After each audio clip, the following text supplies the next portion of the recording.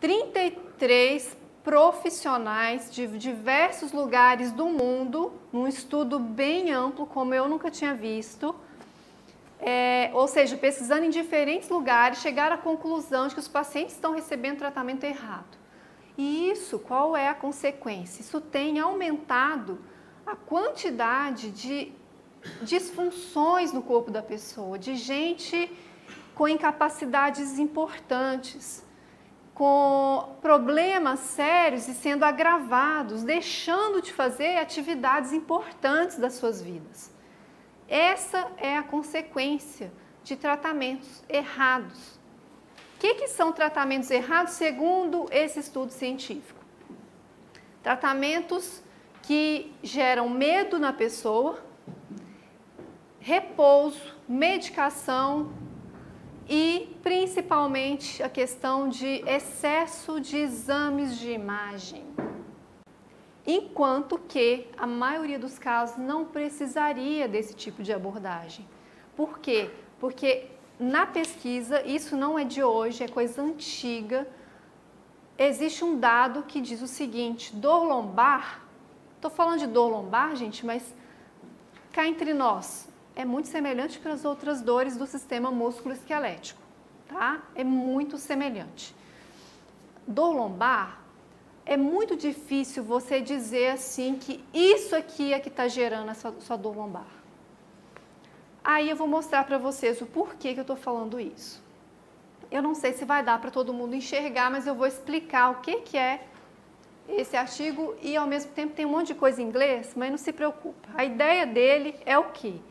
É dizer para vocês que existem estudos científicos de vários lugares do mundo dizendo que pessoas assintomáticas, ou seja, a pessoa não tem nada, está vivendo feliz no planeta, vai lá fazer um exame de imagem e eles acham um monte de coisas na pessoa. Acha um monte de coisa no exame. Por exemplo, 69% das pessoas vai ter alguma alteração labral. O que é alteração labral? Alteração numa parte do osso ali do quadril, que é muito relacionado ao processo de artrose. Isso é muito sério. Então, se você vê uma pessoa que tem dor no quadril, vai fazer um exame, vai achar esse negócio, eles vão achar que o problema é ali, mas nem sempre é. Nem sempre é. Pode ser uma irradiação da coluna, pode ser uma irradiação da sacroiliaca, pode ser um problema intraabdominal. É muito difícil você dizer, com base naquele exame, que o problema da pessoa é aquele.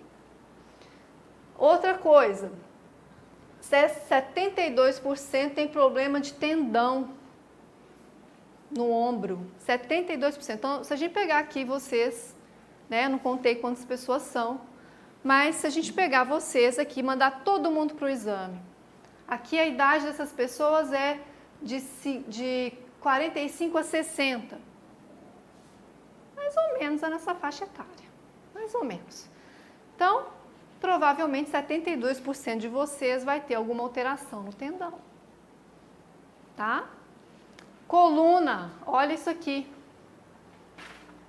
Isso aqui é uma pesquisa que pegaram 3.110 pessoas sem sintomas, mais ou menos 50 anos de idade, 80% apresentou degeneração nos discos, 36% apresentou protrusão no disco, sem sintomas. Volto a falar para ficar bem claro, tá? Sem dor, sem nada. Lesão de menisco. Ó, 43 tinham problemas de menisco, de 44 pessoas.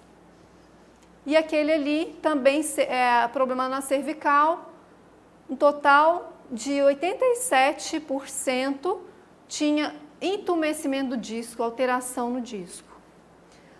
Todo mundo aqui, alguém aqui já fez exame de imagem da coluna, ou do quadril, ou do joelho? Podia levantar a mão? Apresentou alguma alteração? Alguns de vocês apareceram aqui, inclusive, né? por conta dessa alteração. Mas olha só que interessante.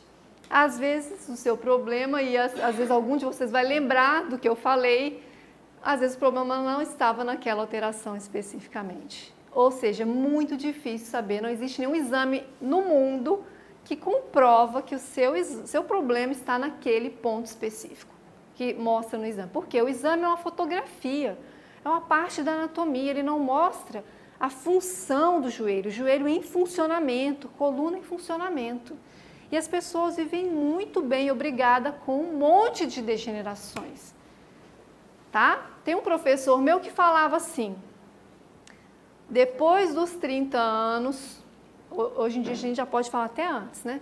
Depois dos 30 anos, alguma ruga na cara, cabelo branco e problema assim de degeneração na coluna vai ter. Alguma coisa vai aparecer. Então é bom a gente ficar claro que isso não impede você de movimentar, isso não impede você de ter uma vida o mais normal possível, desde que você tenha a informação correta. Por isso, esse tipo de ambiente aqui, para mim, é muito importante.